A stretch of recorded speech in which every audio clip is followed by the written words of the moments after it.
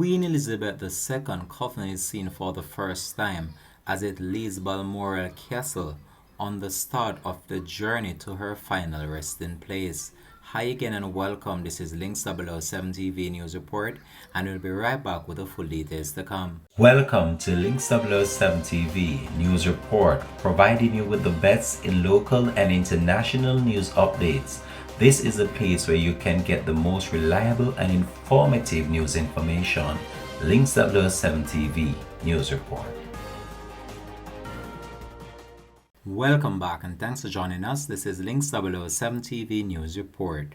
Mourners in Scotland have lined the streets to pay their respect to the Queen as her coffin travels from Balmoral to Edinburgh today. The public viewing of the coffin will start on Monday before Princess Anne flies to London with her mother's body on Tuesday. Draped with the royal standard of Scotland and featuring a wreath of flowers on top, the Oak's coffin will be travelling from the royal castle to the palace of Holyrood House. As the hearse left Balmoral Estate, members of the public lined the roadway and stood silent to pay their respect, and one mourner threw flowers at the vehicle as the police officers bowed their head as the vehicle passes.